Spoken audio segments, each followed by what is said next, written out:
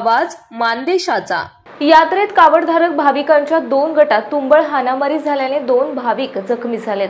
प्रत्यक्षदर्शींनी दिलेल्या माहितीनुसार इंदापूर, माळशिरस आणि नातेपुते अशा 3 कावडी पायरी मार्गाने मंदिराकडे जात होत्या।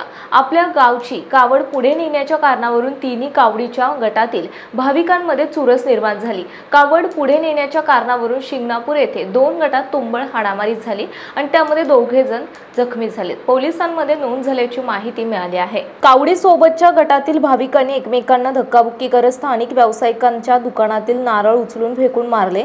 यावेळी काही भाविक जखमी झाले तर काहींनी तेथून पळ काढला। त्यानंतर मंदिर परिसरात गेल्यानंतरही कावडी नाचवत असताना दोन्ही गटात पुन्हा हाणामारी झाली।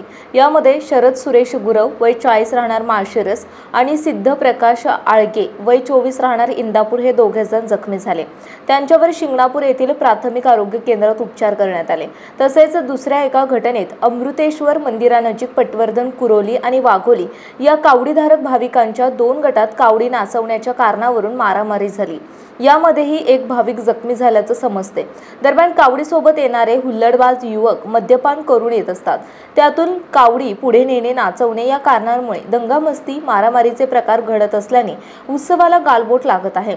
त्यामुळे दहिवडी पोलिसांनी याची गंभीर दखल घेऊन यात्रेत अवैध दारू विक्री करणाऱ्यावर त्याचबरोबर हुल्लडबाजी, मारामारी करणाऱ्यांवर कारवाई करण्याची मागणी भाविकांमधून होत आहे।